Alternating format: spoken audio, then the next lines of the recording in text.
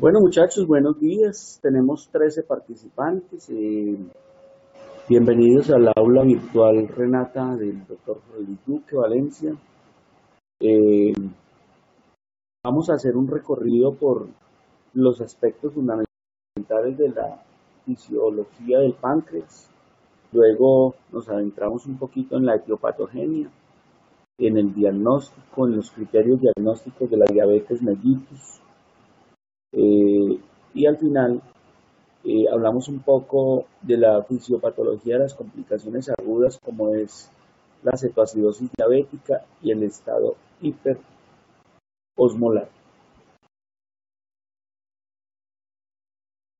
Entonces, lo primero que yo siempre le menciono, uno tiene que comprender muy bien los procesos fisiológicos para poder comprender lo que es la fisiopatología, lo que es la etiopatogenia y lo que es la enfermedad misma. Quien no comprenda, difícilmente quien no comprenda los procesos fisiológicos va a comprender todo lo que ocurre cuando esos procesos fisiológicos cambian y se van hacia enfermedad. Eso es lo que nosotros en pedagogía llamamos hacer contrafácticos. Entonces recuerden, muchachos, que por la dieta ingresan alimentos y esos alimentos ingresan en forma de grasas, carbohidratos y proteínas. Los carbohidratos que ingresan, que ustedes saben que son carbohidratos simples y carbohidratos complejos. Esos carbohidratos simples son, por ejemplo, el azúcar de mesa, los dulces, y los carbohidratos complejos básicamente es lo que son los almidones, que es básicamente el arroz, la yuca, la papa, como ejemplos. Las proteínas, el ejemplo más, pueden ingresar como aminoácidos o pueden ingresar como proteínas mismas, y el ejemplo típico básicamente son las carnes o el huevo. Y las grasas básicamente son las que están contenidas por ejemplo, en el huevo, en las carnes gordas, en los embutidos, en la mantequilla. Entonces, los carbohidratos sufren un proceso de descomposición, comenzando desde la saliva con la amilasa. Ese proceso de descomposición entonces hace de digestión, hace de que la glucosa que se absorbe en el intestino por un transportador activo aumente, digamos, la fosa glucosa sanguínea. En condiciones de ayuno son de 60 a 100 y en condiciones postprandiales van hasta 140. Esa glucosa puede tomar varias vías. Lo primero puede ir al metabolismo tisular, lo segundo puede ir al metabolismo cerebral. La vía más común, más frecuente, que la facilita la insulina, es que vaya y se almacene, sobre todo, por ejemplo, en el hígado y en forma de glucógeno. Y la otra vía, cuando hay exceso de glucosa, pues sobrepasa el transporte máximo tubular de glucosa en el riñón y empieza, digamos, a eliminarse por la orina. Y la otra vía que puede tomar es una vía intermedia de la glucólisis, y entonces en esa vía intermedia de la glucólisis se produce el glicerol, y ese es el que aporta para al unirse a los ácidos grasos, formar triglicéridos y hacer lipogénesis. Esta es la forma más frecuente de que un carbohidrato se convierte finalmente en una grasa. ¿Listo?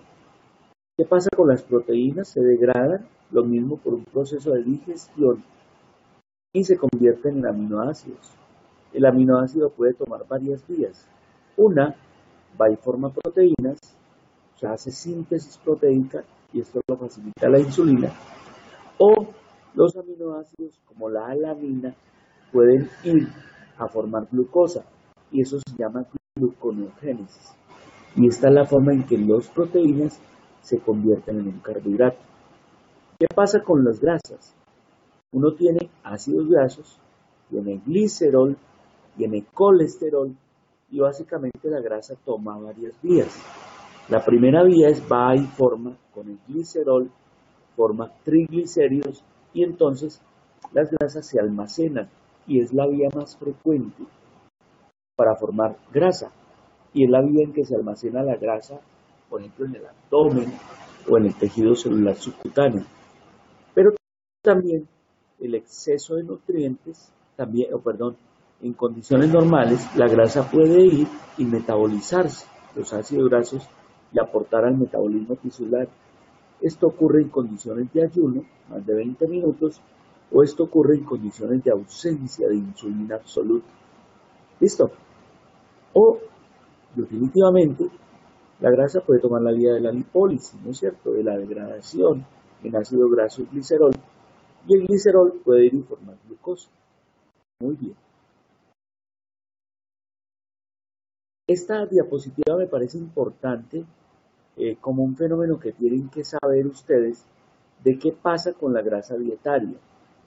Este es el lumen intestinal, que está en la ingesta. Esto es la célula intestinal. Esto es la sangre. Esto es el tejido adiposo. Estos son las células y este es el hígado. Entonces, ¿qué pasa? ¿Cómo consume uno grasa? Entonces la consume en forma de monoglicéridos, de diglicéridos, de fosfolípidos, ¿cierto? O de colesterol mismo. ¿Qué pasa con esas grasas que uno consume? Pues sencillamente que a nivel del lumen intestinal hay una lipoproteína que las alberga, que las junta y las va a transportar. La principal lipoproteína del intestino obviamente es el kilomicrón. Aquí también se forma el HDL. Él va y se absorbe y se va por linfa, va al hígado y el kilomicrón básicamente aquí aporta para la formación de triglicéridos, ¿cierto? Y puede hacer lipólisis o al revés, o hay remanentes de kilomicrón que también van al hígado y son metabolizados. O lo transporta y se lo entrega al HDL, ¿listo?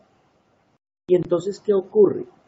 En el tejido graso, el ácido graso que le entrega el kilomicrón, que lo facilita la insulina, produce lipogénesis, o sea, produce almacenamiento de grasa en forma de triglicéridos. Aquí, este paso lo facilita una enzima que se llama la aciltransferasa, ¿sí? Y lo facilita la insulina para lipogénesis, para formación. ¿Listo? Cuando no hay insulina, hay resistencia, hay lo contrario, hay lipólisis. ¿Sí? El ácido, el glicerol del kilomicrón no pasa a la grasa. El glicerol de la grasa se lo aporta básicamente la glicólisis de la glucosa que lo facilitó la insulina para unirse al ácido graso que lo facilitó el kilomicrón y formar triglicéridos. ¿Qué pasa en las células?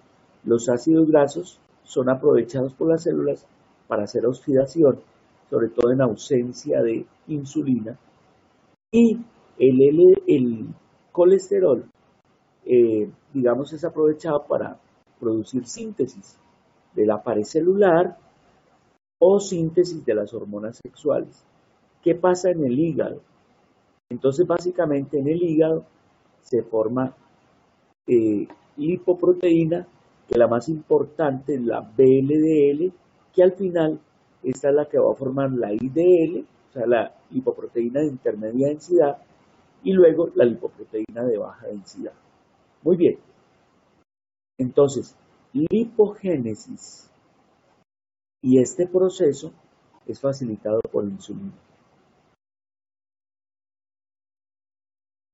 Este es nuestro amigo páncreas, que está ubicado detrás del estómago, que es un órgano retroperitoneal, y este es el islote de Langerhans, que tiene células endocrinas, ¿cierto?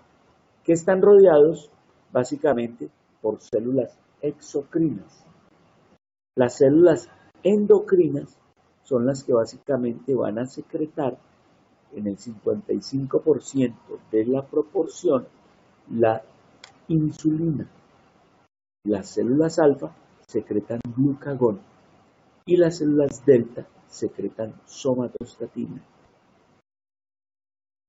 Entonces, en el páncreas las células endocrinas configuran solo el 1 a 2%. El 99% son células exocrinas. ¿Cuánto tiene de islote pancreáticas el páncreas? Más o menos 1 millón. Y cada una tiene más o menos 3.000 células. Esta es la proporción, básicamente, esta es la proporción básicamente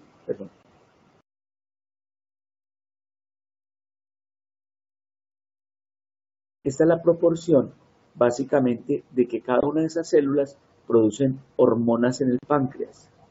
La tercera parte es glucagón, la mitad es insulina y hay otros péptidos que tienen funciones no tan bien determinadas como la pancreastatina, la beta-granina y la amilina. La amilina parece que tiene una función muy parecida a la insulina. Incluso se han sintetizado moléculas parecidas a la amilina, como el pramlintide, que se creyó que era la cura o la salvación para la diabetes, pero definitivamente no ha sido buena. Las delta producen somatostatina, que recuerden que la somatostatina regula el glucagón y regula la insulina. Y las células PPP son péptidos intestinales. Esta es la insulina, que básicamente tiene dos cadenas, una cadena alfa, una cadena beta, unida por dos puentes disulfuro. La cadena alfa tiene 21 aminoácidos y la cadena beta tiene 30 aminoácidos. Recuerden también que la insulina más parecida a la del hombre es la del cerdo. Esto es una cromatografía de la insulina. ¿Quiénes son estos dos? Los famosos Banting y Bess, que son básicamente los que en este perro produjeron el aislamiento de la insulina. Pero les he contado a algunos de ustedes que no solo son Banting y Bess los que descubrieron la insulina, sino por la misma época, 1920, Nicolás Paulescu de Rumania estaba también haciendo lo mismo de estos. Pero estos fueron por estar de este lado de la cortina, no detrás de la cortina de hierro, los que se ganaron el premio Nobel. Alrededor de la insulina y páncreas y eso, se han dado 3 premios Nobel. Esta es la síntesis de la insulina. La insulina viene de la proinsulina, que son 2 cadenas. Mire que tienen doble de aminoácidos que por medio de prohormona convertasa 2 y 3 lo convierte en moléculas más pequeñas que por medio de carboxipeptidasa y de dipéptidos, elimina dipéptidos, y lo convierte por un lado en insulina de 21 y 30 aminoácidos y por el otro la de péptido C. El péptido C en algún momento se consideró que era la molécula que uno podía medir para determinar los niveles de insulina, porque al mismo tiempo que se produce insulina, se produce el péptido C. Pero definitivamente no es confiable medir péptido C para saber si un paciente tiene una diabetes tipo 1 o tipo 2. Esta es la forma en que se libera la insulina en el páncreas. Es decir, cuando uno consume glucosa, la glucosa entra al páncreas por medio de unos glucotransportadores que en el páncreas, en el hígado, se llaman GLUT2. Entra a la célula, se produce la glucólisis, en la célula se produce, o en el mitocondria se produce ATPs. ATPs que básicamente van a aportar energía para cerrar las compuertas de los canales de potasio, y eso es lo que genera una entrada de calcio, una despolarización, y eso es lo que genera que los gránulos que contienen insulina se liberen y vayan a la circulación. Esa es la forma en que se produce insulina, cuyo principal estímulo es glucosa, pero también los otros estímulos son obviamente los otros alimentos. Cada que nosotros comemos o que pensamos en comer, solo pensar en comer, se libera insulina. Eso es importante saberlo. Cada que comemos, la glucosa se eleva a no más de 140 miligramos por decilitro. En niveles basales, recuerde que se conserva entre 60 y 100 miligramos. Y cada que comemos, se libera insulina en el páncreas. Por eso al desayuno, al almuerzo y a la comida hay picos de insulina. Pero normalmente mantenemos unos niveles basales de insulina que están alrededor de 25 microunidades por mililitro y de glucemia en ayunas de 60 a 100 y en postprandial hasta 140. Recuerde, por encima de 140 ya tenemos problemas de prediabetes o por encima de 200 de diabetes. ¿Qué ocurre? Esta es la diapositiva que les digo a los estudiantes de primer semestre que deben introducir, sobre todo las anteriores, para hablar de la acción de la insulina. ¿Qué ocurre cuando comemos? Que la insulina se libera, eso lo facilita el solo pensar, y eso lo lleva al vago, un estímulo nervioso, psiconeurogénico, o las sincretinas hacen que se libere la insulina. ¿Y qué hace la insulina? La insulina aumenta la glucooxidación, la insulina aumenta la glucogénesis, la síntesis de glucógeno, la insulina aumenta la síntesis de la grasa y la insulina aumenta la síntesis proteica. ¿Qué ocurre en ayuno? Todo lo contrario, se libera glucagón por las células alfa del páncreas y hace glucogenólisis, hace gluconeogénesis, o sea, formación de glucosa a partir de sustancias que no son carbohidratos como el glicerol, los aminoácidos, y se libera, se aumenta la cetogénesis, o sea, la quema de grasa. Esto es en ayuno. Muy bien, cuando la glucosa se eleva, ¿cierto? Después postprandial, ¿qué pasa con la insulina? Hace picos, lo que contaba hace un rato. Es decir, que la insulina sigue a la glucosa. Y esta es la acción en que la insulina actúa en las células efectoras, en las células blanco. Entonces, lo primero, la insulina no entra a la célula. Una fracción de la insulina se une a un receptor. Ese receptor es un receptor tirosina quinasa, ¿sí? Se fosforila, se forma esa fosforilación, va y da una señal en el citoplasma, va un segundo mensajero, va al núcleo, en el núcleo se une a unos receptores PIPAR gamma y eso genera un estímulo para la acción de la insulina.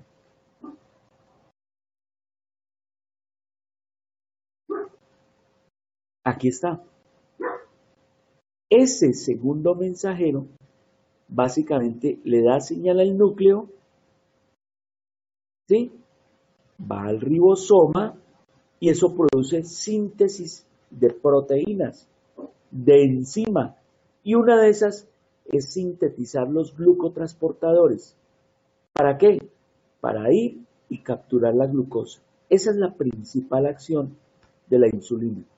Aquí está, insulina unida receptor, la subunidad alfa, se une a un receptor tirosina quinasa dependiente, fosforila la unidad, el sustrato, manda una señal, produce glucotransportación y hace recepción de la glucosa.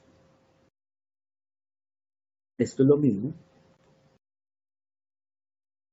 Lo mismo. Está mostrando la secuencia. ¿Qué pasa con ausencia de insulina? Pues sencillamente no se une al receptor y el glucotransportador se queda en la célula y no va a recibir la glucosa. Por eso es que la glucosa sanguínea se empieza a elevar. O en diabéticos tipo 2, básicamente el receptor está sordo. Y ese receptor está sordo y entonces pasa lo mismo. No hace que el glucotransportador se sintetice y no recibe glucosa. ¿Sí? Lo que sí ocurre en condiciones normales. El glucotransportador se va y recibe la glucosa. Esto es en el hígado.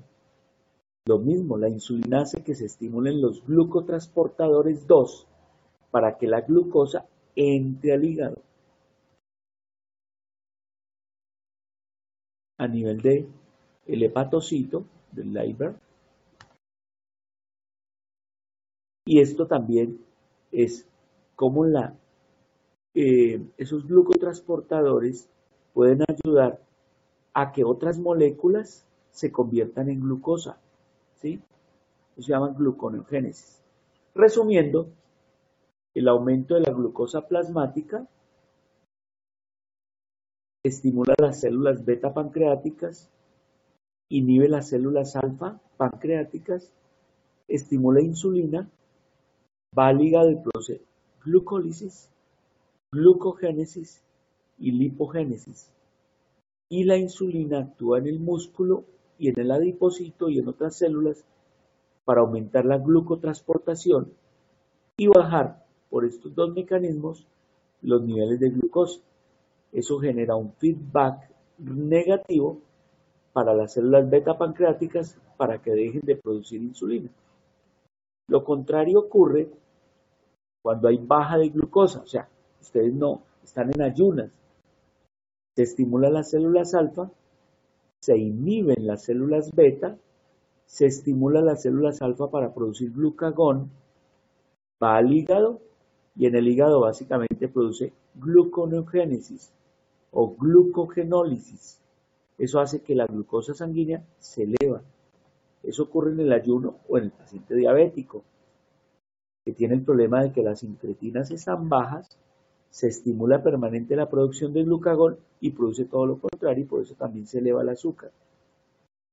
¿Qué pasa en el músculo y la grasa? Que libera sustancias como lactato, piruvato, aminoácido y glicerol y ácido graso para hacer gluconeogénesis y aumentar la glucosa sanguínea. Hagamos un alto acá y miremos si hay preguntas.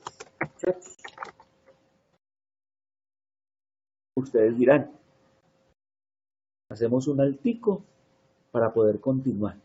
¿Están entendiendo el tema hasta ahora? ¿Está claro el tema? Espero respuestas.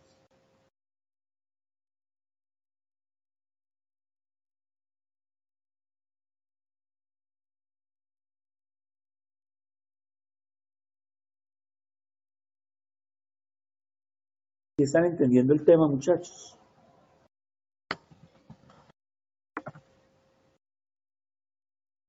Listo, muy bien. Si tienen alguna pregunta, con mucho gusto. Si tienen algún aporte, bienvenido el aporte. Muy bien. Listo, vamos a continuar.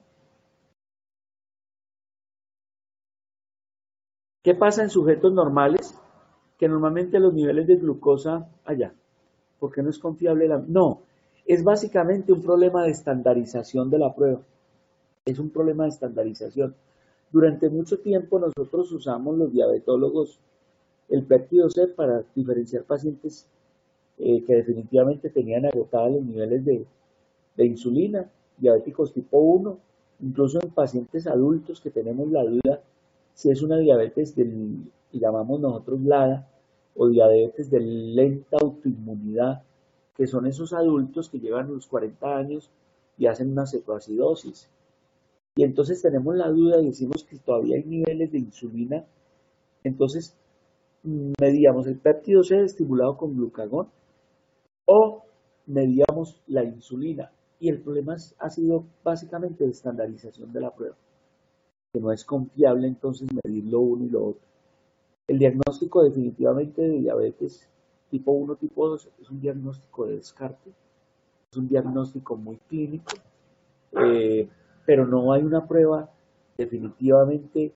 De pronto los anticuerpos anti-GAT, anti-insulina, IA, los anticuerpos IAA, los medimos para ver que definitivamente es una diabetes tipo 1, nos pueden servir, ¿sí? Pero es un diagnóstico más clínico. Muy bien, está contestada Jefferson. Ok, muy bien. Entonces en diabéticos tipo, en pacientes normales,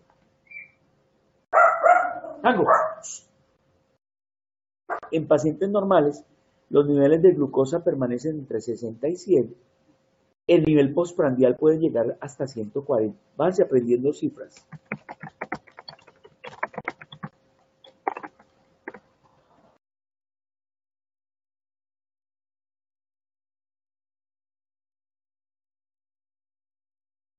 Listo.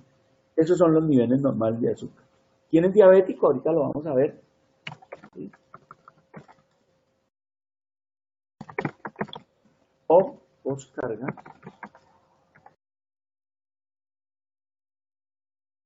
Váyanse aprendiendo estas cifras.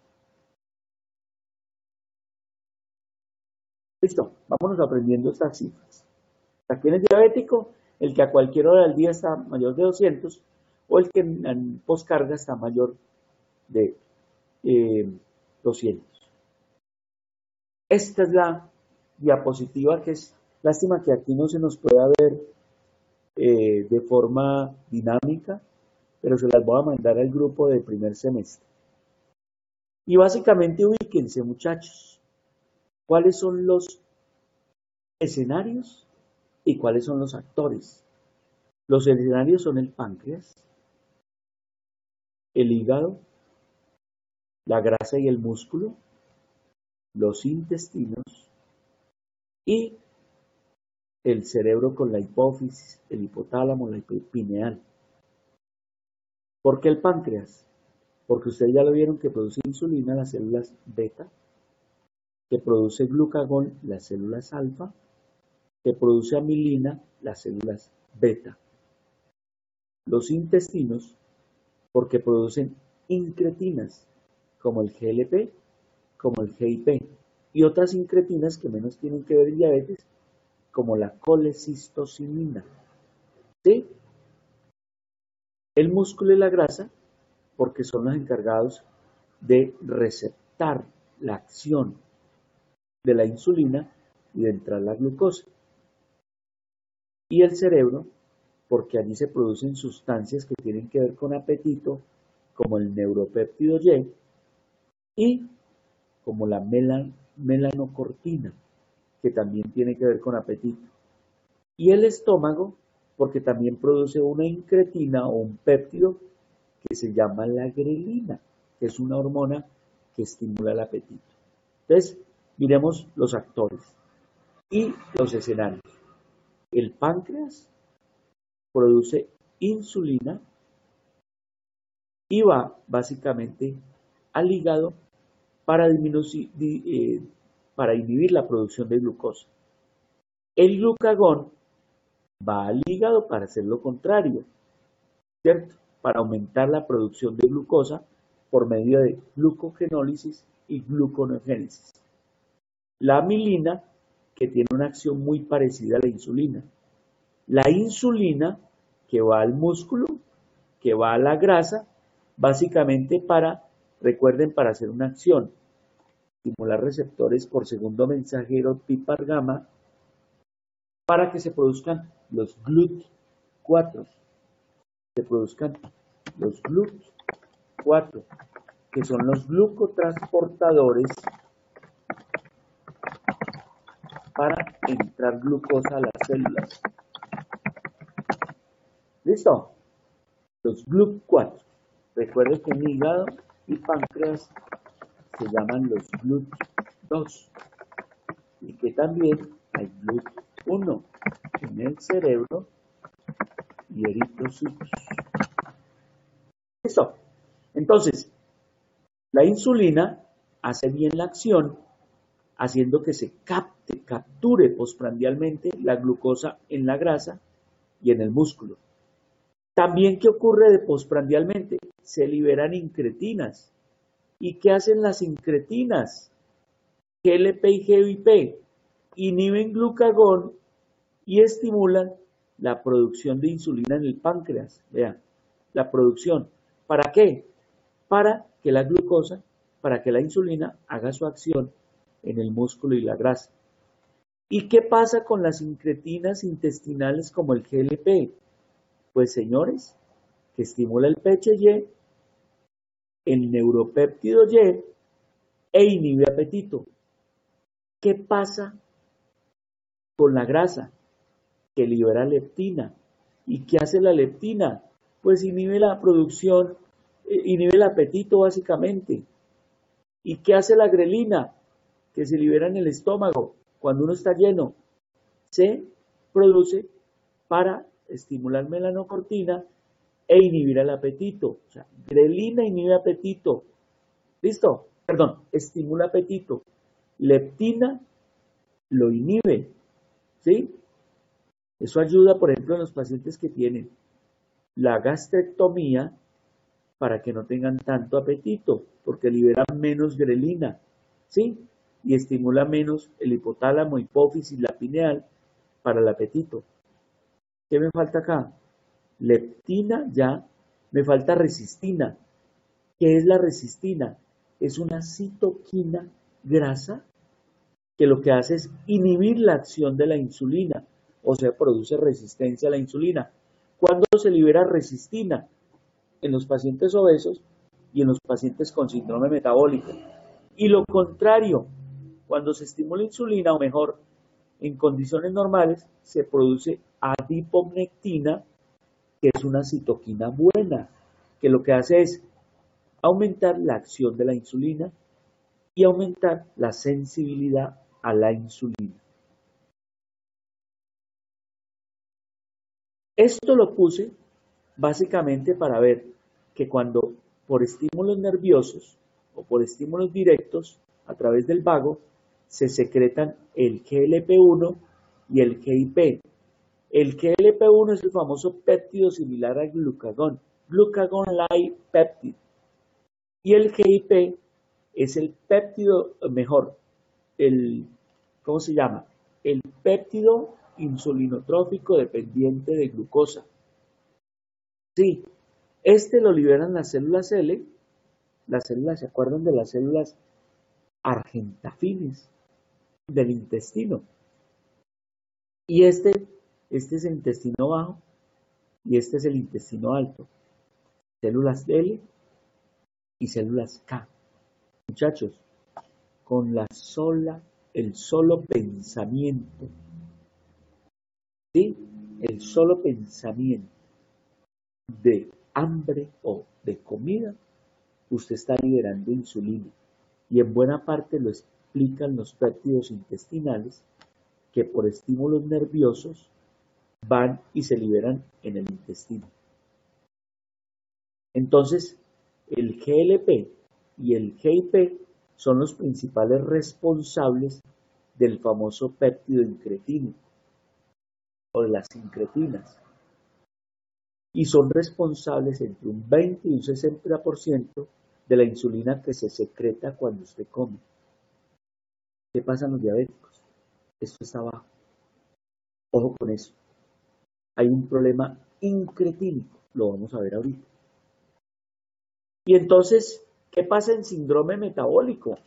En resistencia a la insulina, en los pacientes obesos, en los pacientes hipertensos, en los pacientes fumadores, en los pacientes que consumen altas cantidades de diuréticos, que afortunadamente ya son pocos. ¿Qué pasa con esos pacientes que tienen intolerancia a la glucosa?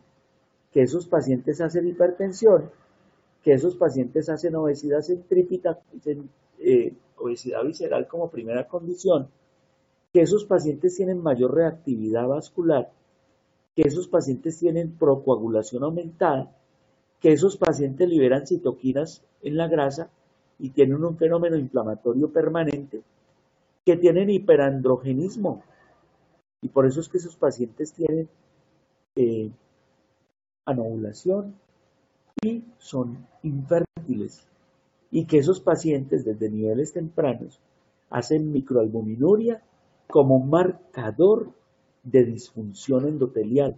Y que el resultado final de esos pacientes es un fenómeno aterosclerótico avanzado y que si la resistencia es severa y lleva a insulinopenia, pues aparece diabetes.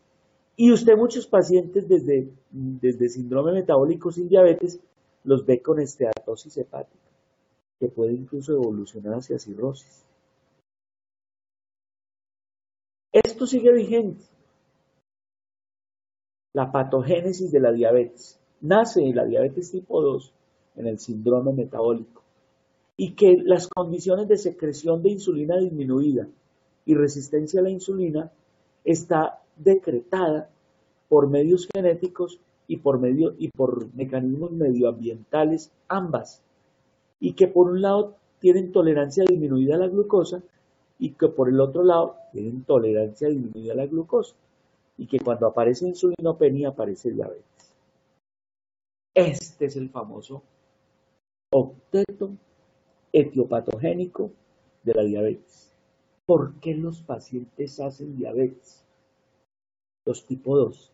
Entonces, muchachos, el octeto, y es que básicamente los pacientes diabéticos tienen insulinopenia.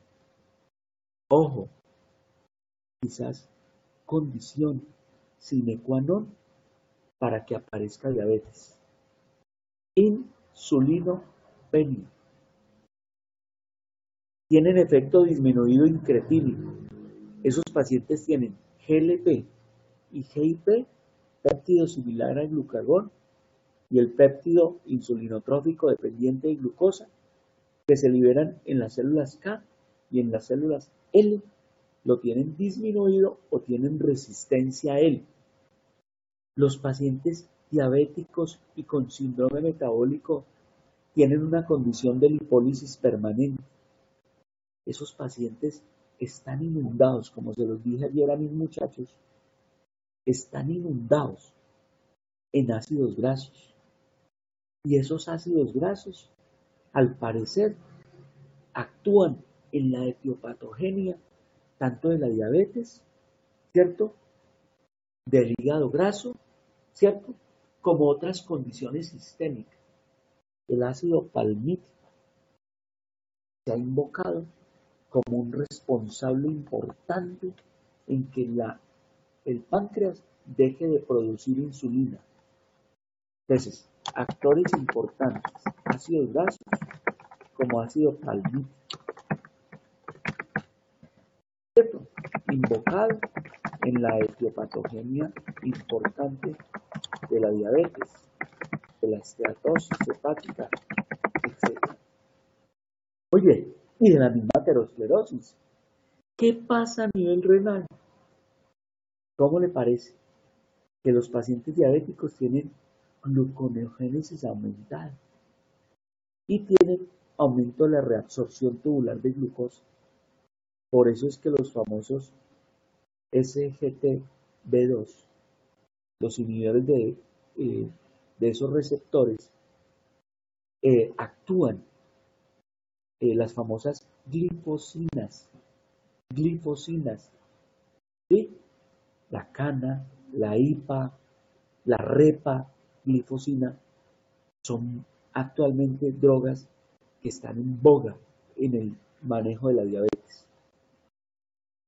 ¿Qué hace también? ¿Qué pasa en el paciente diabético? Tiene una resistencia en el músculo y en la grasa a la captación de la glucosa. ¿Qué más tienen? Tienen una disminución en neurotransmisores que tienen que ver con apetito. Que los pacientes diabéticos tienen apetito voraz todo el tiempo. ¿Qué pasa en hígado? Ojo lo que les voy a decir. Si uno pudiera medir un estado prediabético, o inicial de diabetes pudiera medir gluconeogénesis hepática expediente y pudiera medir esto, sería el primer hallazgo precoz en diabetes mellitus, esa gluconeogénesis hepática. Y ahí actúa metformina. Metformina, 1950, el medicamento más eficaz para el manejo de la diabetes. ¿Qué pasa con secreción de glucagón? Está aumentada. Está aumentada. Entonces este es el octeto etiopatogénico. Pero mire hacia dónde migra esto, muchachos. Esta es la evolución, esta es la diapositiva que les quiero prestar también a los muchachos del primer semestre. Esto lo tienen que mostrar. Y entonces repasemos el octeto y 3 más. Primero, los pacientes diabéticos tienen disminución en la secreción de insulina, ¿cierto? 1, 2, efecto incretínico disminuido.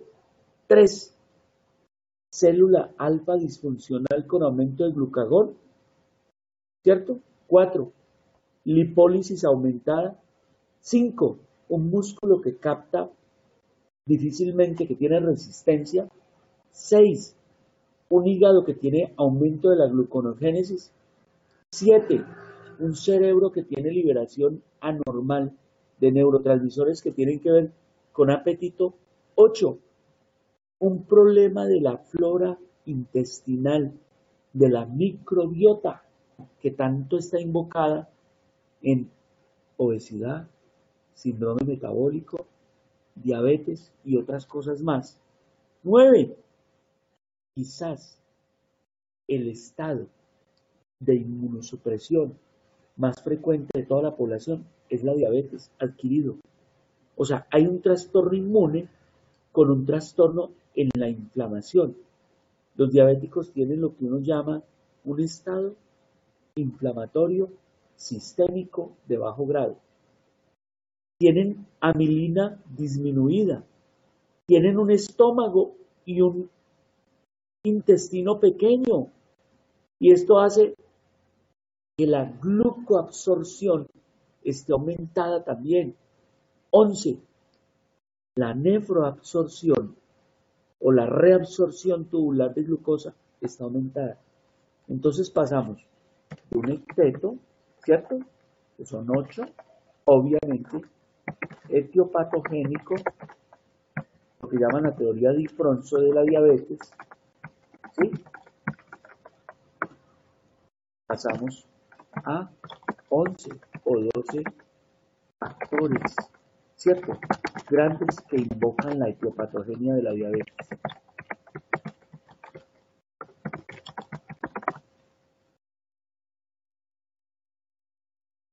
Muy bien. Hagamos pare acá. Preguntas. ¿Están sus preguntas? ¿O todo está ok? Interactuemos. Aporten. Pregunten. ¿Están felices o no?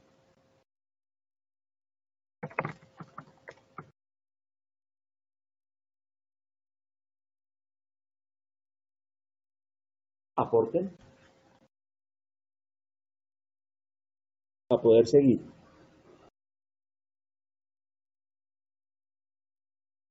Cachos, ¿vamos bien o no?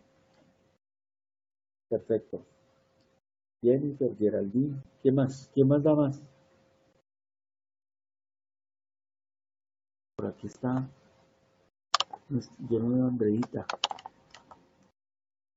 Hola, Andrea no está. ¿Qué pasaría con Andrea? Ah, sí.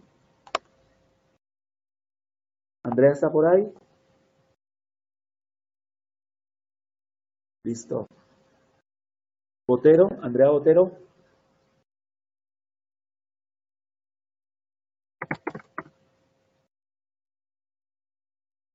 No la veo. No veo a Andrea Botero, que era la que nos estaba coordinando este encuentro. Falta mucha gente, pero bueno, de malas. Igual el próximo viernes nos vamos a ver, retomamos un poquito de esto y seguimos hacia todo lo que es manejo y eso. Muchachos, ¿el resto todo bien? Bueno, vamos a continuar. Ah, están en rotación. Qué falla, qué falla. Pero bueno, esto queda grabado y lo pueden ver con tranquilidad. Gracias, Adrián. Muy bien, muchachos, definición de la diabetes. Esto está vigente todavía. Es un grupo de enfermedades, no es una enfermedad, es un grupo de enfermedades caracterizada por la hiperglicemia debido a un defecto en la secreción de la insulina, en la acción o en ambas. Y esa insulina, esa glicemia crónica, está asociada a trastorno de los carbohidratos, de las proteínas y las grasas, y a largo plazo a disfunción y falla en los diversos órganos, sobre todo ojo, riñón, nervio, corazón y vasos sanguíneos. Esta es la famosa definición de la ADA, Asociación Americana de la Diabetes, vigente desde desde 1997. ¿Cuál es la clasificación de la diabetes? Vigente todavía. Una diabetes tipo 1, que el 80% está mediada por un proceso autoinmune. Una diabetes tipo 2, que está mediada o está facilitada por todo lo que acabamos de ver. Una diabetes tipo 3, que es la diabetes donde uno conoce la causa. Por ejemplo, usted le hace una pancreatectomía, hace una pancreatitis aguda, eso es una diabetes tipo 3. Este paciente deja de producir insulina porque el páncreas se dañó. O la diabetes asociada a fármacos, la diabetes asociada a síndromes genéticos, o una diabetes mellitus gestacional, es la diabetes tipo 4, que básicamente, muchachos, es una diabetes tipo 2. 60%, 60% de las diabetes gestacionales van hacia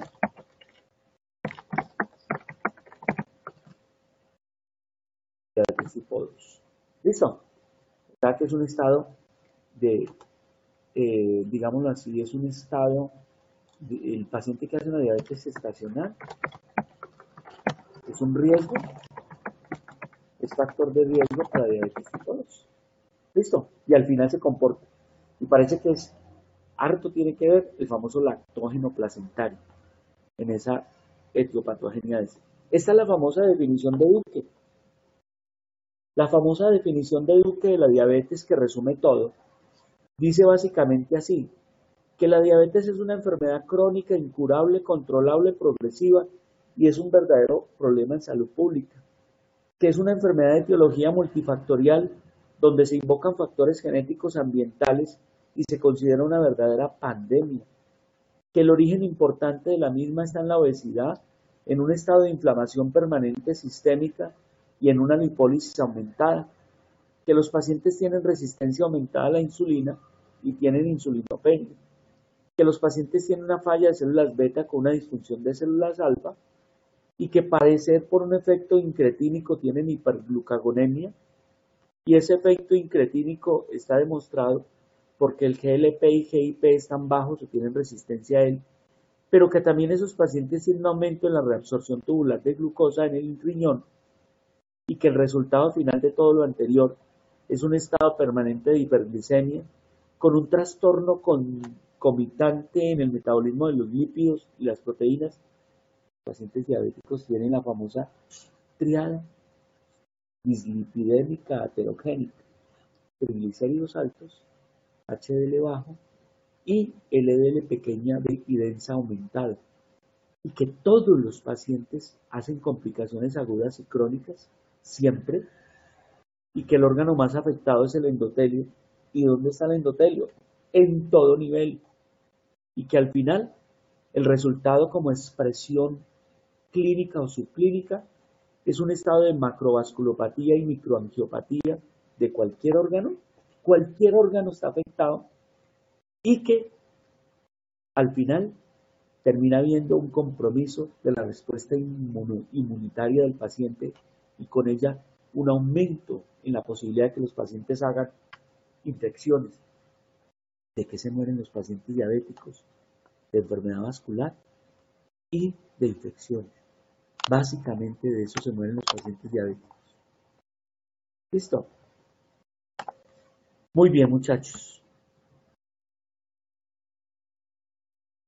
Los criterios diagnósticos son 4. Aquí están, se los había ido mencionando. Un paciente que llegue al hospital a las 3 de la tarde. Doctor, tengo mucha sed, tengo mucho hambre y tengo mucha orinadera. Y que usted le tome una glicemia y esté en más de 200, eso es un diabético. Y casi que no necesita confirmar.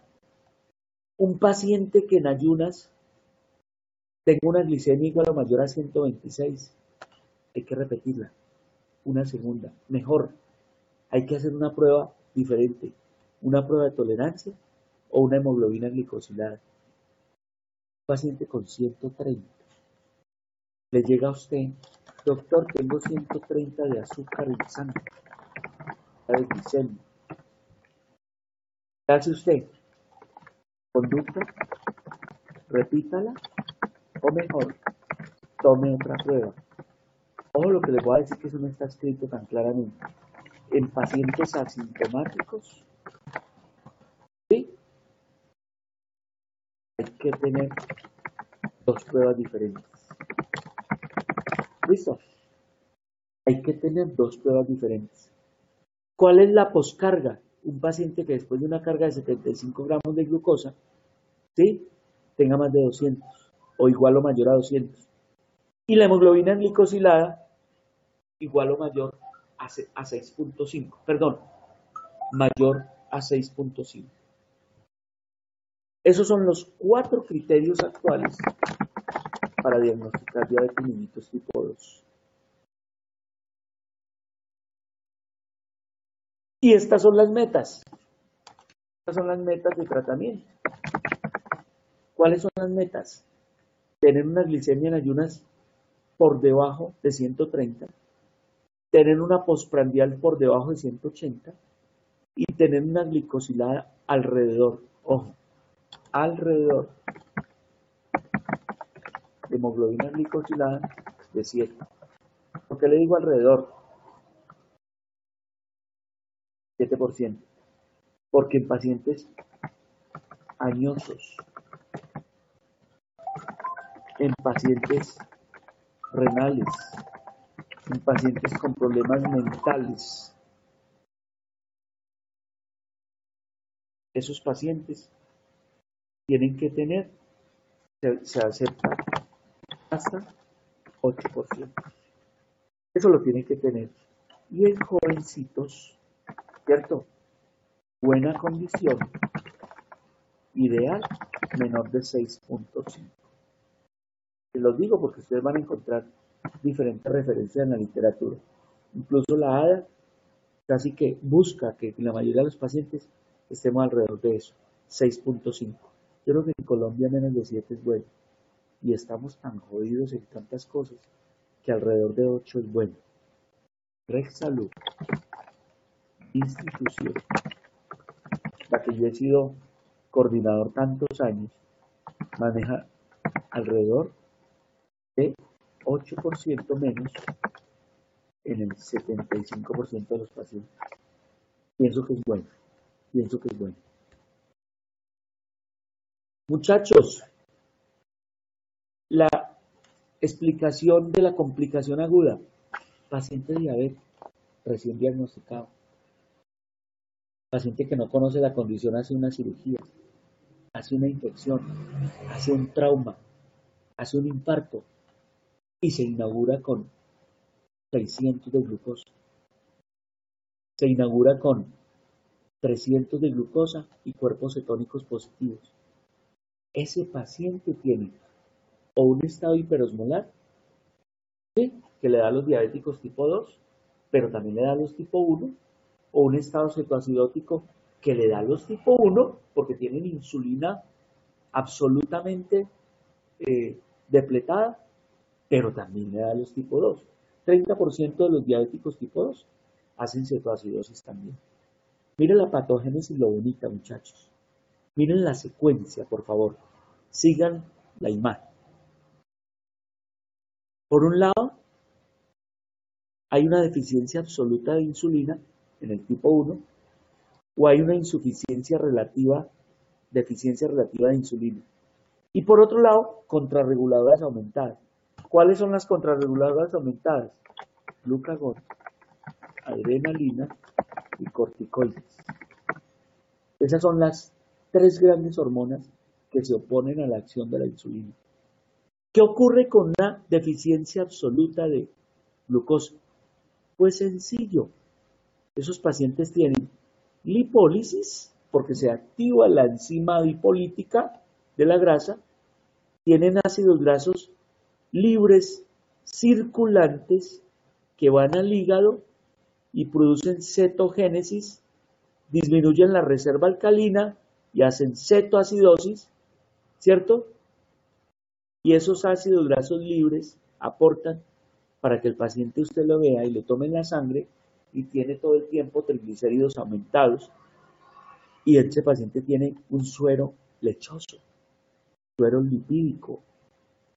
Pero por otra vía también los ácidos grasos libres sirven de sustrato gluconeogénico para la producción de glucosa, lo cual aumenta también la glucosa sanguínea. ¿Y qué ocurre con aumento de la glucosa sanguínea? Pues el aumento de la glucosa sanguínea, perdón, me devuelvo acá, antes de eso, la deficiencia relativa no hace cetogénesis, pero ese paciente hace disminución de síntesis proteica, proteólisis y hace lipólisis, y ese paciente por proteólisis hace aumento de gluconeogénesis, y ese paciente por deficiencia de insulina, por resistencia, hace gluconeogénesis, glucogenólisis, y al final hace hiperglicemia, glicemias por encima de 600. Cuando usted pasa la glucosa, el transporte tubular, el TM de la glucosa en el riñón es 180 miligramos por decilitro. Es decir, el nivel al cual el túbulo renal es capaz de reabsorber la glucosa es ese,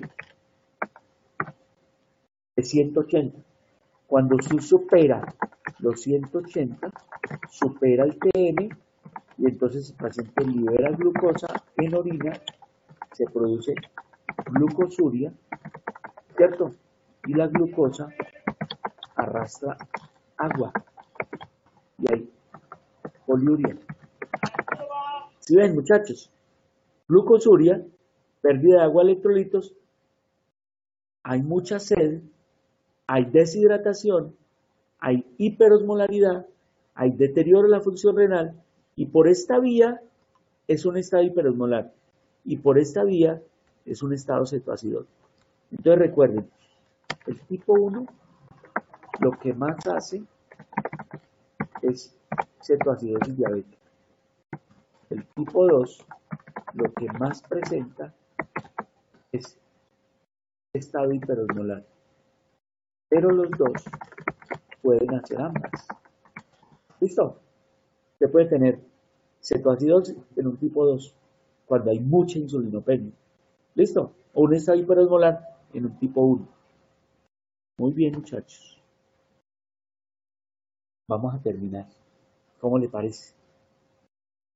Vamos a terminar con la etiopatogenia rápida, las 4 teorías de por qué los pacientes hacen complicación crónica. Sencillo. Las complicaciones crónicas de la diabetes son macrovasculares, grandes vasos, microvasculares, pequeño vaso, macroangiopatía, gran vaso, o microangiopatía, pequeño vaso. ¿Cuáles son las microangiopatías? La neuropatía, la nefropatía y la retinopatía. ¿Qué es lo que más hemos logrado impactar con el tratamiento de la diabetes? La microangiopatía. Estas, tristemente, la macroangiopatía se ha impactado menos. ¿Cómo les parece? Por más que controlamos los diabéticos, por más que tengamos las metas. ¿Recuerdan las metas? ¿Cuáles son las metas para el tratamiento de la diabetes. ¿Quién da más? Escriban, rápido. Glicemia en ayunas, ¿menor de cuánto? Glicemia postprandial, ¿menor de cuánto? Y hemoglobina glicosilada, alrededor o menor de cuánto. Escriban, muchachos, para que se despierten.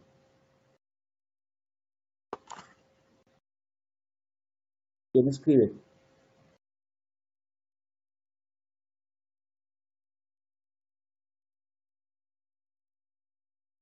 Muchachos, glicemia en ayunas. ¿Cuál es la meta del tratamiento de la diabetes? Eso, menor de 100, no. ¿Quién da más?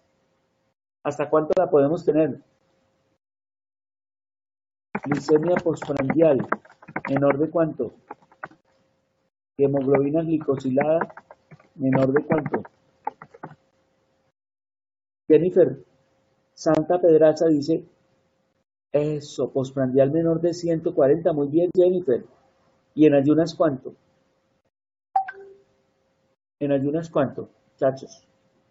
Menor de 7, muy bien. 60-100 es lo normal, acuérdense, 60-100 es lo normal. Entonces, en ayunas cuánto, menor de, ¿quién da más? Ayunas menor de cuánto, un poquito más de 100, acuérdense.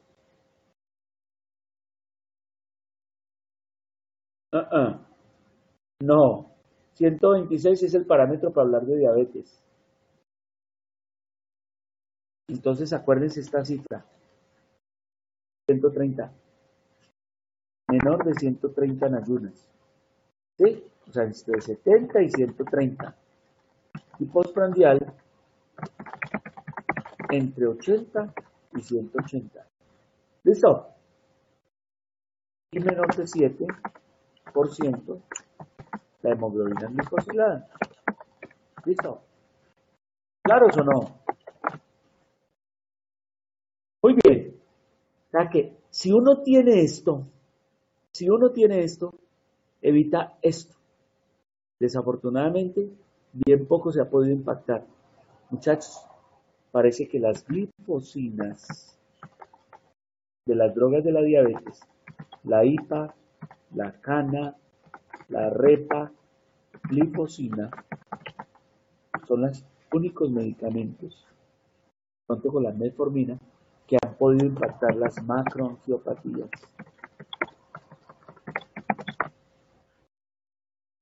O sea, la enfermedad coronaria, la enfermedad cerebrovascular, la enfermedad arterial periférica y la enfermedad renal, de la arteria renal, son las famosas enfermedades de grandes vasos. Esas las que nos hemos podido impactar tanto con el tratamiento de la diabetes. Ojo, primer mecanismo invocado que explica las complicaciones crónicas de la diabetes. ¿Y cuál es ese mecanismo? El aumento de la glucosa, aumenta la glucosa intracelular que conduce a formación de productos finales de glicosilación avanzada que se unen a los receptores celulares y que por medio de glicosilación es que se pega a sustancias como las proteínas, tanto intra como extra, conduce a reticulación de proteínas, aterosclerosis, disfunción glomerular y disfunción endotelial. Muchachos, el primer mecanismo es glucosa aumentada que hace glicosilación a todo nivel, principalmente de las proteínas. Y una cosa es usted funcionar con una cantidad X de glucosa pegada a la proteína y otra cosa es a un nivel determinado, crónicamente. La glucosa pegada a la proteína hace que la proteína funcione mal. Primer mecanismo. Segundo, el mecanismo que más explica la visión borrosa inicial de un paciente que está descompensado. Los que tienen diabéticos familiares, pregúntenles, cuando tienen el azúcar alta, ¿cómo ven? Ven borroso. Y básicamente es porque el vidrio se les empaña. Y eso está explicado por este mecanismo. La glucosa aumentada aumenta el metabolismo de la glucosa a través de la vía del sorbitol, que no es dependiente de insulina, y está relacionada con una enzima que se llama la aldosa reductasa. Es decir, glucosa aumentada aumenta sorbitol, sorbitol aumentada atrae agua, y el agua, sobre todo por ejemplo en el cristalino, en los nervios, produce edema. Entonces, ojo, la secuencia es esta: glucosa aumentada aumenta sorbitol, atrae agua, da edema, y el edema produce alteración funcional. Explicación de por qué un diabético en estado agudo tiene visión borrosa, como dice, se me empañó el vidrio, se me empañó el parabrisas, ¿sí? Tercer mecanismo, son 4. La hiperglicemia genera aumento del diacilglicerol, lo que hace que se active la proteína quinasa. ¿Se acuerda que ese receptor, que la subunidad alfa se pega al receptor para hacer la acción en el músculo y la grasa, es un receptor tirosina quinasa dependiente? Y eso altera la transcripción de genes para fibronectina, para producción de colágeno 4, para proteínas contráctiles y para proteínas de la matriz, muchachos. Si eso se altera, pues se afecta todo. Todo. Todas esas sustancias son fundamentales en que funcionen muy bien cada una de las estructuras sistémicas. Y cuarto mecanismo, la hiperglicemia aumenta la ruta de la exosamina, que genera fructosa 6-fosfato, y que a su vez esa fructosa 6-fosfato es un sustrato para glucosilación ligada a la producción de proteoglicanos. Recuerden que proteoglicanos son sustancias de funcionamiento estructural también, y eso hace de que las proteínas funcionen mal, de que haya alteración en la óxido sintetasa y que se afecte en la expresión de genes de crecimiento, de transcripción, y haya alteración, por ejemplo, del activador de plasminógeno. Por eso es que los pacientes diabéticos tipo 2 y 1 tienen un aumento en la procoagulación y se mueren de eso. ¿Ven? Creo que aquí hay una imagen. Y tratemos de decir de dónde nos vamos. Aquí está la explicación de la formación de productos terminales de glucoxilación aumentada. ¿Sí? Hay afectación de la elasticidad arterial por estrés mecánico y lesión endotelial. Hay trastornos en el colágeno tipo 1, en el colágeno tipo 4 y en el riñón, es lo que hace que aumente la filtración de líquidos y se produzca la famosa glomerulosclerosis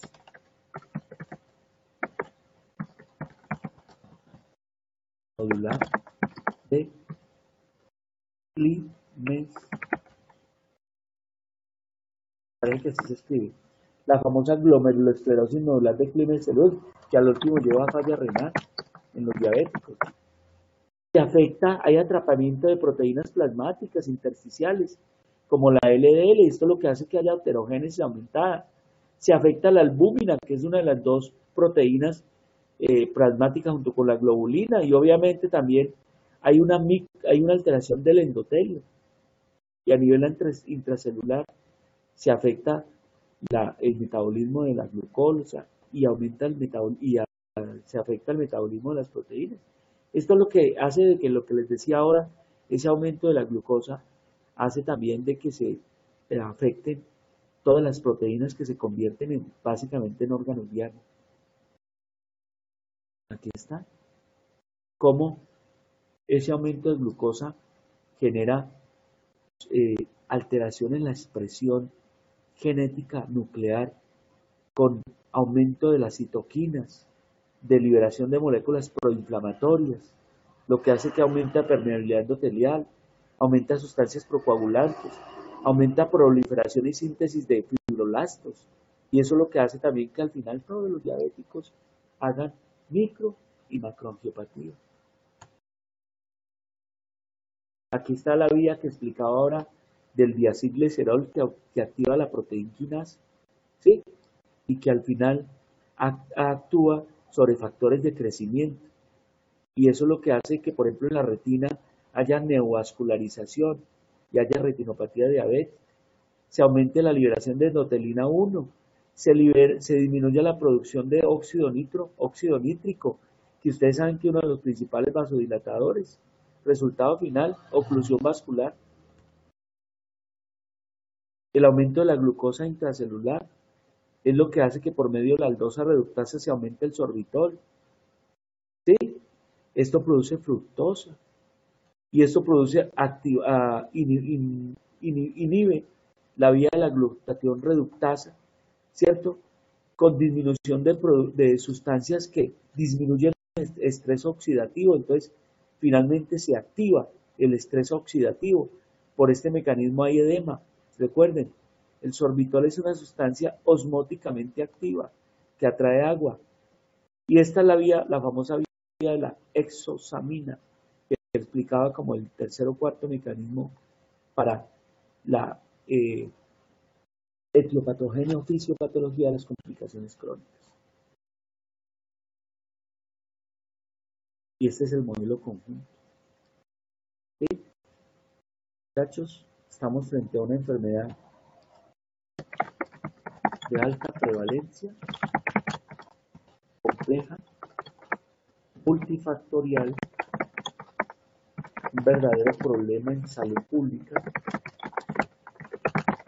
donde el 6 y el 7% de los mayores de 20 años la tienen, que en los Cuyabros, en el estudio mío, nos dijo que el 11% la padece. ¿Cómo le parece? Nosotros tenemos estadísticas en el estudio que publiqué en el 2005, tenía 11.2 específicamente de los Cuyabros tenemos o tienen diabetes. Muchachos, ¿preguntas?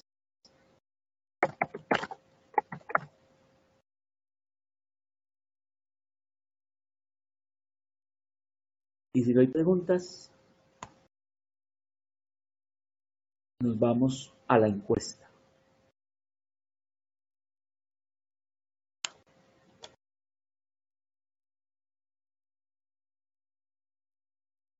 Las preguntas surgen en la medida en que ustedes, obviamente, lean más, estudien más, lean más sobre diabetes reciente, publicaciones recientes.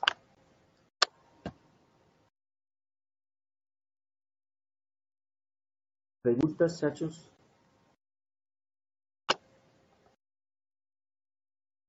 ¿No hay preguntas? Una pregunta, dime, Andrea.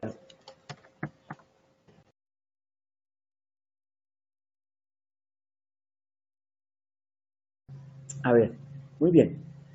Realmente, yo creo que la glicosilación afecta a todo, y ese puede ser un mecanismo, pero al parecer lo que se ha demostrado es que básicamente la respuesta inmunitaria en el diabético está medida porque los macrófagos, los neutrófilos, ¿sí?, que son las células de defensa de las infecciones, no pueden migrar, no pueden ir a defender. Los macrófagos tienen problemas en la respuesta, en la fagocitosis, en la liberación de enzimas. Y por ese mecanismo, el paciente hace un fenómeno de inmunosupresión. Y por eso es que hacen infecciones renales, cualquier nivel respiratorio, en piel. Las más frecuentes son las renales. Paciente diabético hay que tomar un parcial de orina. Paciente diabético hay que examinar los pies, porque resulta que hacen pie diabético. Son pies secos, son pies hipoperfundidos, son pies que tienen problemas de la ortesis, de la dinámica del pie. Hacen uñas como en garra, ¿sí? Dedos en garra. hacen callos o hiperkeratosis. Y esos callos o hiperkeratosis están mal perfundidos. Y entonces hacen úlceras. Y esas úlceras mal perfundidas son poco fácil de infección. Por eso es que hacen un pie diabético complejo. Se mueren amputados, muchos. ¿Listo? ¿Has contestado a su pregunta, Andrea? ¿Alguien más? ¿O hago encuesta?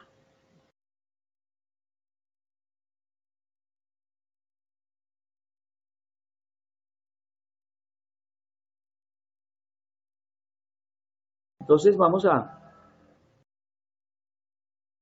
hacer una calificación del encuentro donde A es integralmente es pésimo, B es regular y C es muy bueno. Si quieren, vamos a votar entonces. A es malo, B es regular y C muy bueno. Pueden votar. Aquí no se ve quién está votando qué, tranquilo. Pueden darme garrote como un berraco, que no tengo problemas que me den garrote. A malo, B regular, C muy bueno. Pueden votar.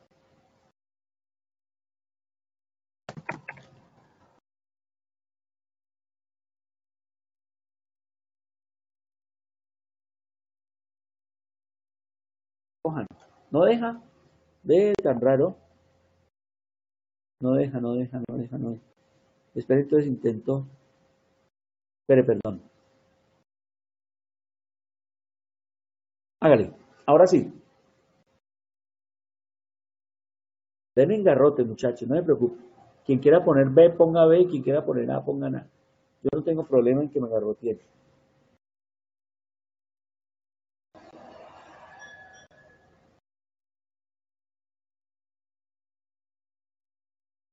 Hay 21 estudiantes, pues los 21 la idea es que voten. Y nos despedimos. Faltan 7. 7 por votar. 14 de 20. Faltan 6. Califiquen. ¿Qué pasa con los 6? ¿Están para dormidos o qué? Dejaron el computador prendido y se fueron. Recuerden que esta charla está siendo grabada. Voy a pedirle a Renata que me mande la grabación y se las mande. Y yo hice un Adobe Capture, un screencast por acá. Pues también le mando ese video, pero sino que lo empecé a grabar creo que más tardecito. Pero no importa. Se los voy a mandar también. Al que lo quiera volver a ver. Faltan 4. 4 para publicar. Pues ahí llevamos más del 80-90%, entonces yo pienso que lo podemos publicar. Por favor, los 4 que faltan voten y publicamos. 1, 2, 3, 4, 5. Los 4 que faltan por votar. Bueno, vamos a publicar. Digamos que votaron 16 y aquí está la publicación. Muy bien, muchachos. Entonces, una feliz mañana, un feliz fin de semana. Espero esto les siga aportando la educación. Gracias a esos 22 o 23 o 24 que pudieron asistir, a los que no, por motivos de rotación y eso, pues que por favor vean la grabación. Y con los de cuarto neuro nos vemos el viernes a las de 2 a 4. Y los de primero pueden estar el viernes, bienvenidos, los invito a que nos veamos en ese encuentro para ver todo el esquema terapéutico general. Esto hace parte de una nueva educación mediada por TICS, de la cual afortunadamente alguna cosa. Todos los profesores de la facultad deben tener aula virtual, Renata. El que no tiene, pues porque simplemente no lo ha querido usar, pero yo voy a tratar ahora desde la decanatura de promover todas estas herramientas, muchachos, porque me parece que es una forma, una alternativa buena de hacer de educación. Entre más interacción puede ser mucho mejor. Muchas gracias a todos por estar aquí, ¿no?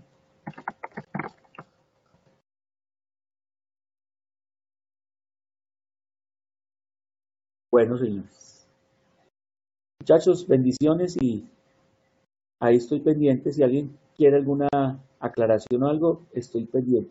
Con el grupo de primer semestre, ahora les mando, ahora ve, de pronto puedo compartir la presentación para que saquen las diapositivas que yo les dije que las pueden usar. Vamos a ver si si lo puedo compartir.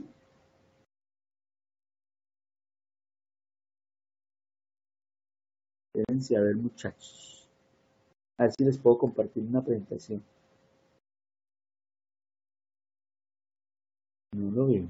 Voy a ver.